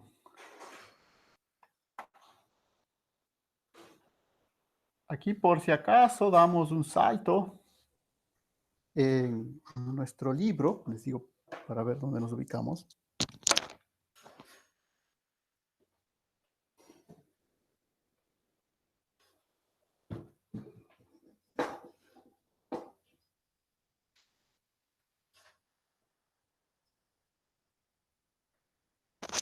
Eh, de hecho, que verán, ¿no? Siempre que hay un libro, pues no, van a ver que no lo seguimos al pie de la letra. Los primeros capítulos sí, me parece que hasta el 1 hasta el 4. Pues de ahí, para estudiar la parte de fallas, saltamos de los plegamientos, que era el 4 o el 3, saltamos al 7, ¿sí? Estábamos en el 7, en el capítulo 7 de las fallas, por si acaso. No, perdón, más allá todavía en el 8 estábamos. Hemos terminado la parte del 8, de esta parte del stick slip y de la magnitud de momento sísmico. Está en el capítulo 8, de hecho es la ecuación 876 la que estaba ahí, ¿no? De ahí van a venir un poco los problemas, para que se ubiquen por si acaso el problema de mañana, ¿no? Estábamos en el capítulo 8. Ahora hacemos un regreso en los capítulos, vamos al capítulo 6 por si acaso. Una vez más, o sea, no piensen que porque tenemos un libro, el libro nos da el libro del curso, ¿no? El libro del curso estuvo determinado por... ahora, igual podríamos haber visto este capítulo ahorita, que vamos a ver ahorita, antes de ver lo de las fallas, no hay ningún problema. Sí podemos haberlo visto después del primer capítulo, son unidades un poco independientes. Pero, ¿por qué he escogido verlo al último? Pues porque realmente aquí la idea es que vamos a considerar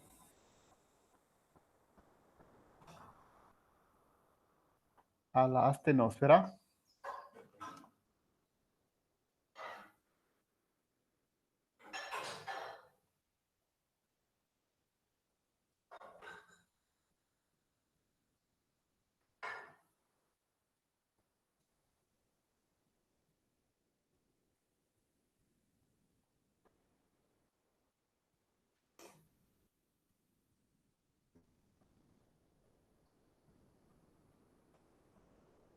Entonces, la idea era que ustedes ya en su curso de fluidos, de mecánica de fluidos, ya vean algo de Navier-Stokes. Obviamente no es así, ¿no? Problema, aquí vamos a empezar, o vamos a pensar que ustedes ya esta parte de las ecuaciones de Navier-Stokes, de fluidos, ya lo verán. Ahora, bueno, aquí es la ecuación o las ecuaciones, nada más es una forma, porque decimos la ecuación si ponemos una sola ecuación con todas las coordenadas, con todas las componentes. Entonces decimos las ecuaciones cuando separamos en componente, ¿no? Componente X, Y, Z. Entonces en este caso, la ecuación de la que vamos a partir, que sería interesante, de hecho, eh, eh, demostrar de dónde viene. ¿Lo vamos a hacer? No, sí, porque aquí ya es un poco también la elección del curso, ¿no? Podemos, damos tiempo en demostrar de dónde viene esta ecuación de Navier-Stokes, de dónde aparecen todos esos términos que vamos a escribir. Pues aquí ya cambiamos un poco, ¿no? Porque se supone, o sea, se pone, digamos, la idea sería que ustedes ya hayan visto un poco de dónde viene esta ecuación en la materia de mecánica de fluidos. Ahora, yo sé que por la estructura que tenemos actualmente, ustedes no han visto todavía eso, pero luego lo verán. Así que la complementariedad es esa, ¿no? Porque si no, no podemos estar repitiendo las mismas materias, no tenemos tiempo. Esta ecuación tiene la forma derivada de la velocidad respecto al tiempo. Esto es la aceleración. Verán que son derivadas parciales, ¿no? Más, entonces la aceleración común. Ahora, aquí como es un fluido, tiene otra componente que no es común en los otros medios. Verán que tiene esta forma, ¿no? B punto nabla, donde nabla es el operador de derivadas parciales aplicado a B. Todo esto es igual a menos 1 sobre ρ, la densidad, gradiente de la presión, más, aquí viene la viscosidad. Y aquí no sé si porque como vamos a guiarnos un poco por el libro, voy a escribir, aquí igual no hay una letra específica de la viscosidad, pero el libro sugiere, yo no estoy tan seguro, pero digamos, el libro sugiere otra vez utilizar este mu, que ya lo hemos utilizado en otras. Se ven, ahí hubiera escogido la otra letra, pero prefiero que quede con las mismas letras para que luego si van a revisar el libro también tengan, y no tengan que estar ahí viendo cuál era cuál, ¿no? Entonces, mu, la viscosidad, sobre ρ, la densidad, nabla, ¿sí? El operador nabla al cuadrado, el laplaciano de la velocidad, más, pues verán que esto es aceleración, ¿no? Aceleración, hay un término de aceleración adicional, gravedad. Esa ecuación completa ahí es la ecuación de Navier-Stokes. Ahora, para estudiar la subducción, ¿necesitamos solo esto? No, también necesitamos otras ecuaciones que de hecho están acá en este documento. Verán que yo les había dado al inicio de, de- de- del curso, que era uno de los documentos de dinámica del Ecuador, ¿no?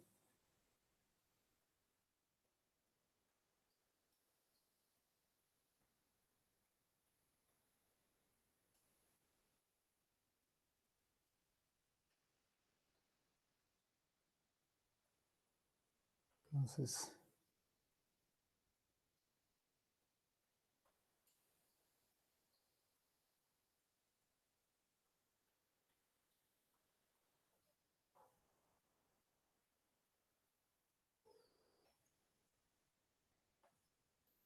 si ven, ¿no? Esto está aquí en el documento. Entonces, verán, aquí en cambio la velocidad le llamamos U. Esta primera ecuación, obviamente no la he escrito porque suponemos que es obvia, digamos que es la ecuación de continuidad, es decir, que el fluido, ¿qué quiere decir la continuidad? Que el fluido no se pierde, ¿no? No sale fuera no, la continuidad. Y la ecuación que acabo de escribir ahorita, ¿sí? De Navier-Stokes, que en realidad es esta. ¿Sí? Aquí vemos la presión, esta es una fuerza externa, ¿sí? Es otra manera de escribir esa ecuación, más compacta nada más, ¿no? Por ejemplo, todas esas fuerzas, la gravedad están metidas aquí, etcétera, ¿no? Pero es una ecuación que no ha sido completamente desarrollada. Está en función de los esfuerzos, si ven, aquí no está en función de la velocidad, sino de los esfuerzos.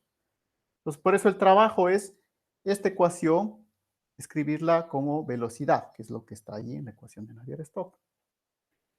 Pero sí vale la pena insistirles, perdón, que no vamos a topar esto, pero hay que saber que el proceso general de movimiento de dinámica de las placas tectónicas se genera por un proceso de convección. Y convección es un movimiento térmico, por lo tanto nos hace falta poner las ecuaciones de la termodinámica también. ¿Sí? Esta obviamente no la vamos a ver aquí, dada eh, nuestro curso de pregrado, ¿no? Pero yo les digo, en algún momento que hicimos una maestría justamente, en algún rato que hiciste esto, una maestría, pues claro, ahí sí vimos, ¿no? Con todo este término y cómo funciona la convección propiamente del manto y de la astenosfera, ¿no? Pero les insisto, esta obviamente no la vamos a ver aquí, ¿no? Vamos a considerar que no hay termodinámica. Esa es la primera aproximación, como siempre, ¿sí? Pero esto sí, ¿no? Entonces, ven, esto es lo que queremos estudiar. Y aquí vale la pena insistir ya desde ya, ¿no? Si ven aquí, la idea es que va a haber un flujo del manto, ¿sí? Entonces el manto va a moverse como un líquido. Y aquí verán que hicimos ya toda esa consideración de saber por qué estamos llamándole al manto como líquido, ¿no? Verán que todo eso ya hablamos desde la parte de la isostasia, hicimos esa reflexión, las escalas de tiempo a las cuales esto funciona. Entonces, pero de todas maneras, volver a insistir, ¿verdad? Si ustedes de este momento hacen un agujero, llegan al manto, eso es roca sólida.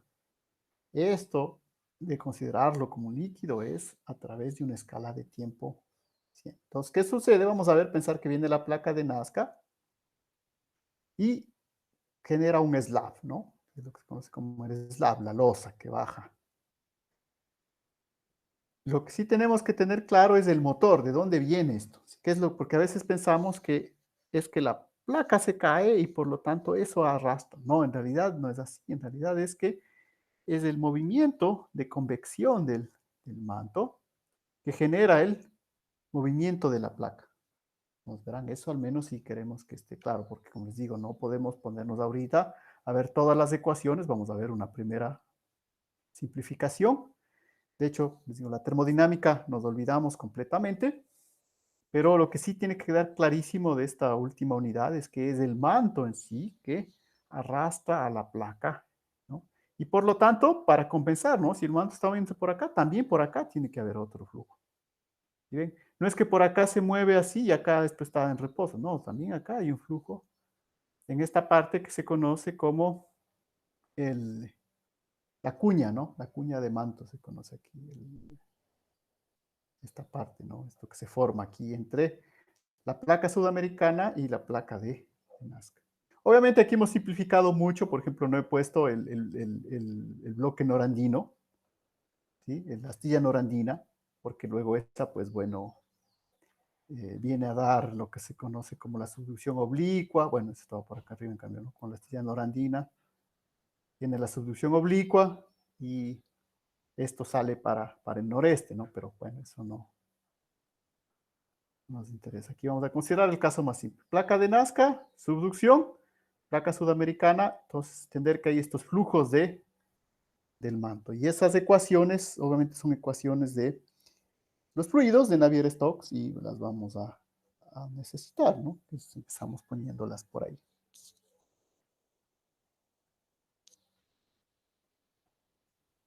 Y una vez más, tampoco vamos a alcanzar a hacer todo el desarrollo también de las matemáticas, pero tampoco quiero simplemente ponerles ahí, no ir al otro extremo, decir, esta es la ecuación, analicemos, ¿no? Y tenemos que tener una primera idea de lo que estamos haciendo, porque las simplificaciones que estamos aportando sí son importantes, ¿no? Entonces, la simplificación de esta ecuación, bueno, la primera idea es que este es otro de los grandes problemas de la ciencia contemporánea, esta ecuación de Navier-Stokes. Simplifiquémosle, pongámosle, por ejemplo, que la gravedad no hay, bueno, hagamos algo más simple, ¿no? Pero quitémosle la gravedad del resto. Esta ecuación para la velocidad, sino que es una ecuación que debo resolver para la velocidad de derivadas parciales, en 3 dimensiones, la velocidad tiene 3 componentes. Bueno, hasta la fecha no sabemos si es como lo que se conoce como un problema bien planteado. De hecho, hay un premio especial que se da a las matemáticas, eh, que no es la medalla Fields por si acaso, es otro premio que se le ocurrió ahí a un empresario para promover el estudio de las matemáticas, que es $1.000.000, ¿no? Sí, $1.000.000 al que muestre una solución general, o al menos de que se puede llegar a una solución general de ese tipo de ecuación de Navier-Stokes. Eh, Obviamente no quiere decir que no se conocen soluciones. De hecho, es lo que ustedes van a hacer en mecánica de fluidos. En mecánica de fluidos van a coger esta ecuación y de hecho en mecánica de fluidos lo primero que decir es la viscosidad es baja. La viscosidad es muy baja, todo este término vuela, no hay gravedad. Quedamos con esto. Y van a simplificar y van a ver que sí pueden encontrar soluciones parciales, ¿no? de Navier-Stokes. Sobre todo cuando desaparece la viscosidad. Eh, para este momento quiero que tengan ya una primera idea de lo que significa la viscosidad. Entonces, para tener una idea, acá tenía unos valores de viscosidad. Por ejemplo, la viscosidad en el aire a condiciones estándar, ¿no? Es 1,78 por 10 a la menos 5.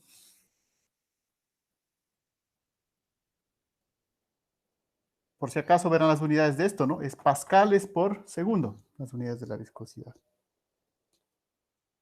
Y nada, para ver algún otro el agua está un poco, inclusive el agua tiene, bueno, pongamos, ¿no? Para, sí, vale la pena. U del agua es 1.14 por 10 a la menos 3. A la menos 3. ¿Queremos algo más viscoso? Pues, por ejemplo, un aceite de glicerina, que es el que tenemos aquí, 2.33.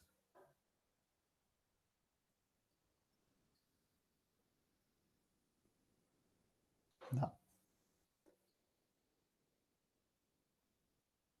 pascales segundo.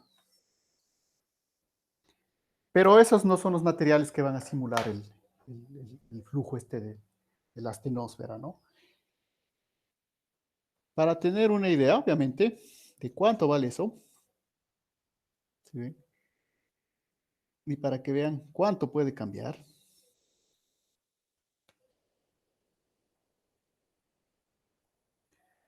la viscosidad de la astenosfera,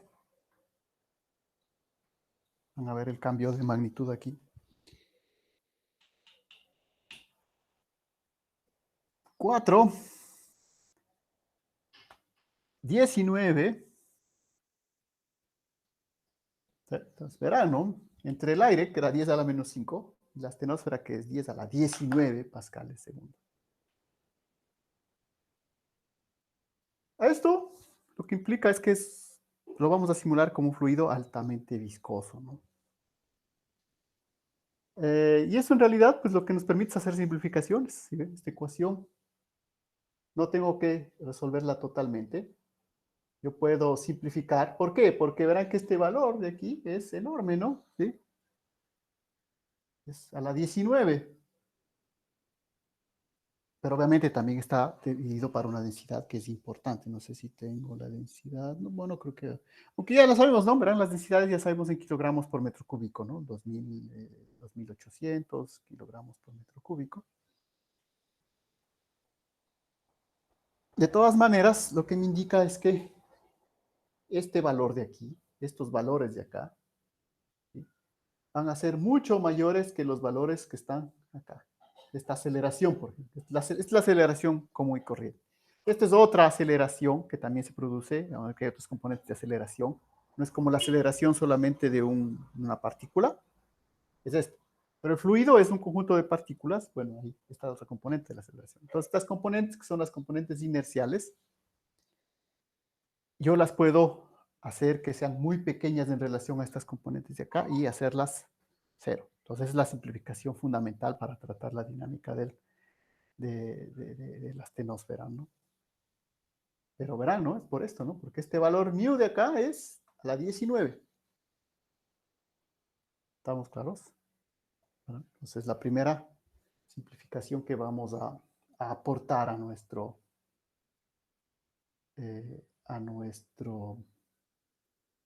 problema.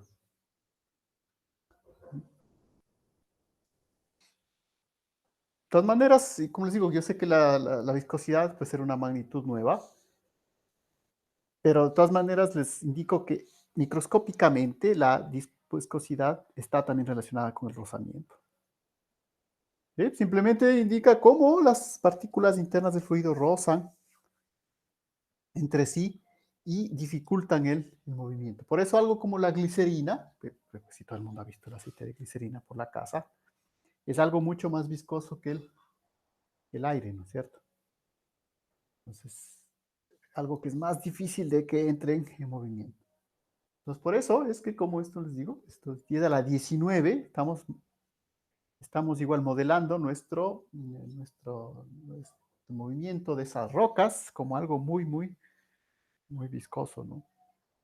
Entonces, eh, estas son digamos, ya las ecuaciones que sustentan toda la teoría de la tectónica de placas, ¿no? Al final, ¿no? Estamos viendo el motor de la tectónica de placas, porque bueno, la tectónica de placas se ve desde muchas partes de las geociencias, ¿no? Una de ellas es lo que se conoce como la tectónica. La tectónica es analizar justamente cómo la geología del terreno ha sido modificada por estos movimientos de placas, ¿no? Cambio aquí, verán que estamos viendo la dinámica interna, queremos ver un poco el motor, qué es lo que pone en movimiento todo eso.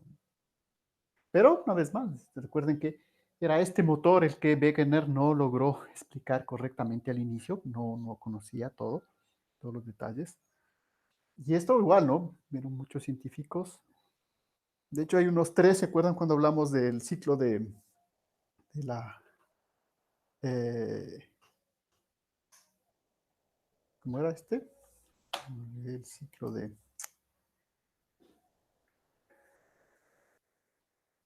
el ciclo de Wilson, ¿no? ¿Se acuerdan cuando hablamos del ciclo de Wilson? ¿Sí? Sobre cómo se formaban las dorsales medioceánicas. Habíamos hablado que ahí mencionamos unos tres nombres, ¿no? De unos tres científicos que contribuyeron, no fueron los únicos, ¿no? Pero contribuyeron a crear estas ecuaciones que actualmente conocemos sobre la dinámica del manto, que como les digo es el que pone en movimiento luego a las placas. Entonces, verán que es un problema interesante porque hay una dinámica del manto, las placas en cambio se mueven sobre una esfera, esa es otra dinámica, entonces, de todas maneras, esas animaciones que ustedes han visto, que las placas se mueven por allá, luego se juntan en un solo continente, pues bueno, eso ha sido obtenido resolviendo todas estas ecuaciones, ¿no? Entonces, nosotros vemos la animación final, pero el trabajo detrás de sí es importante, ¿no? Entonces pasemos directamente, nos dimos Navier-Stokes, no necesitamos, de todas maneras, mencionarles que es uno de los grandes, digamos, problemas abiertos de la ciencia. Y de todas maneras está relacionada con el otro problema del rozamiento, otra vez. Esa viscosidad también es un rozamiento, el rozamiento entre las moléculas, a nivel de moléculas, y más que de moléculas, a partir de partículas, a partir de células de fluido que van rozando entre sí y van generando esta viscosidad, esta dificultad de movimiento del fluido, ¿no? Por eso este lado de acá son los que se oponen al movimiento, estas que el resultado del movimiento, la parte inercial. De hecho, yo podría multiplicar densidad por lo de acá, ¿cierto? Y me quedaría densidad, que sería una forma de masa por velocidad, entonces esta es la fuerza, ¿no? Masa por la aceleración. ¿Sí? Pero, insisto, esto no vamos a discutir ahorita.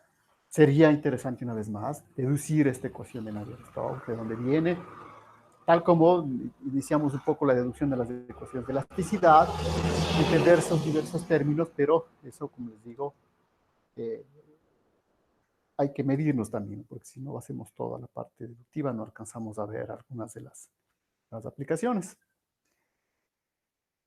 Así que terminemos el día de hoy, ¿no? Lo que quiero que les diga es que entendemos que toda esta parte de acá, al lado izquierdo, es cero. Podemos aproximar a cero.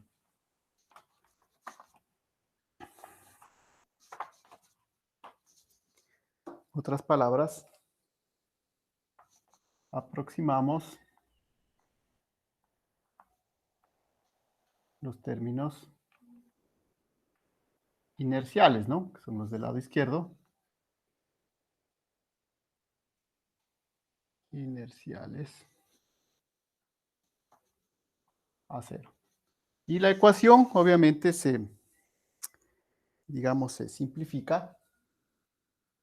Y yo la puedo escribir como 0 es igual. Entonces aquí la densidad, de aquí depende dónde le puedo colocar a la densidad, más o menos fácilmente. Generalmente lo que se hace, bueno, terminemos esta primera parte, ¿no? Digamos así. Porque podríamos ponerle de una vez una parte de acá para multiplicar a todo esto. No, dejémosle así mismo, no hay problema. El problema ahí es que sí luego el libro utiliza otra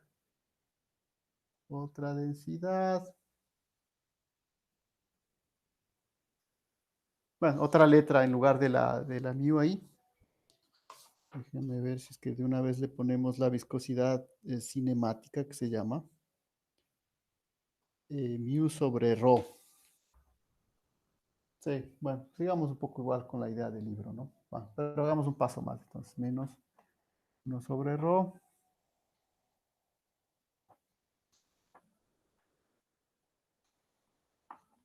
más G. Entonces, todo el lado izquierdo, 0, ¿no? Pero verán por qué, ¿no? Por la altísima viscosidad que hace que todo esto de acá sea mucho mayor que estos términos de acá. Es decir, las aceleraciones son muy pequeñas a nivel de movimiento. Todos los términos que importan son los de acá. Lo siguiente que sugiere ahí es definir lo que se conoce como eh, la viscosidad cinemática. Otra vez aparece la letra griega nu, ¿verdad? Que la utilizamos en otros términos. Aquí es otra cosa. Es mu sobre rho.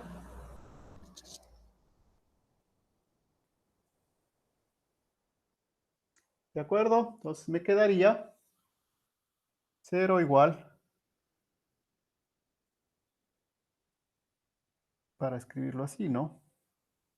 Nu laplaciano de la velocidad más la gravedad, que aquí estoy escribiendo gravedad obviamente como un vector. Verán que acá es un vector porque es el gradiente de un escalar, el gradiente de la presión del fluido.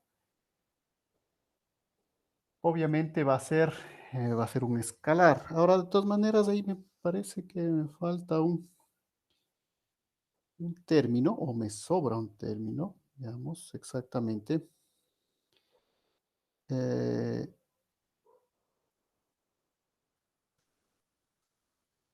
porque tenía la densidad, debería quedarme la densidad, simplemente multiplicar todo.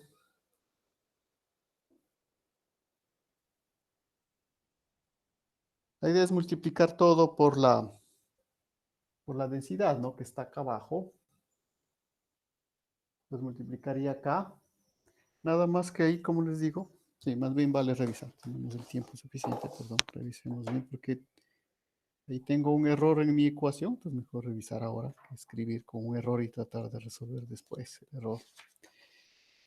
¿Dónde está?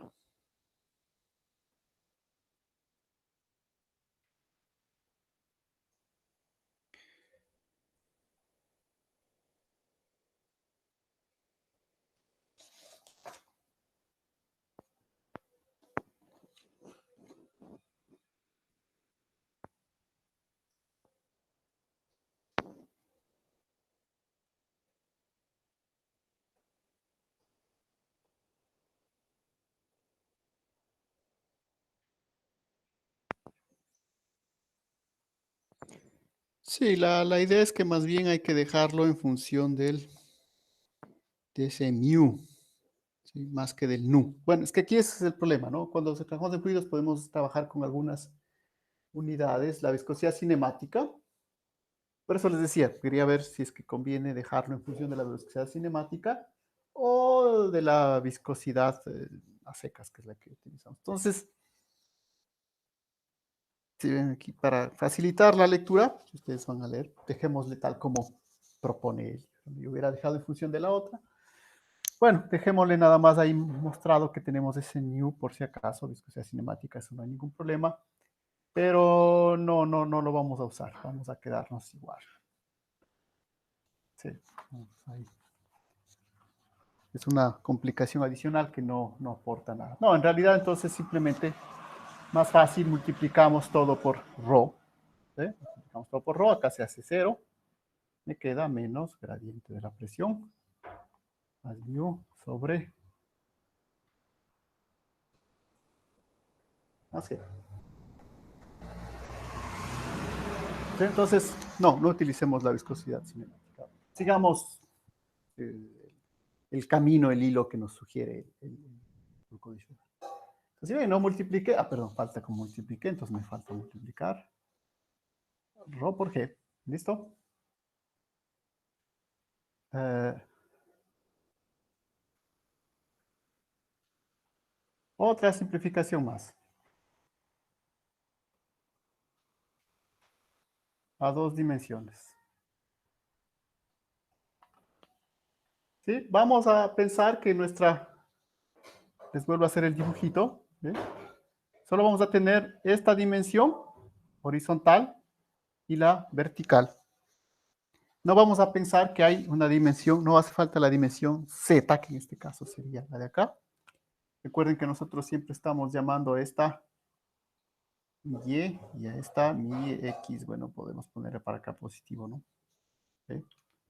Vamos a suponer que z no hay, que la componente z no hay. ¿Eso qué hace? Bueno, vamos a... Entonces verán aquí, ¿no? Aquí hay algunos términos que yo entiendo que ustedes ya han manejado correctamente, que son esos laplacianos. Tenemos un gradiente de un escalar, el laplaciano de un vector. Eh,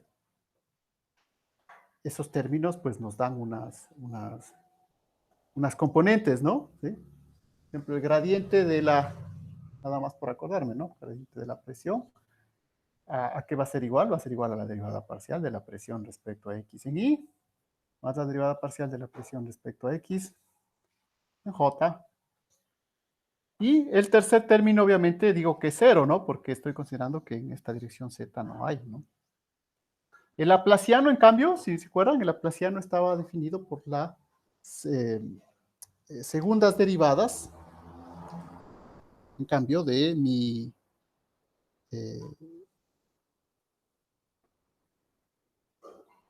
de mis componentes, ¿no? En x, en y.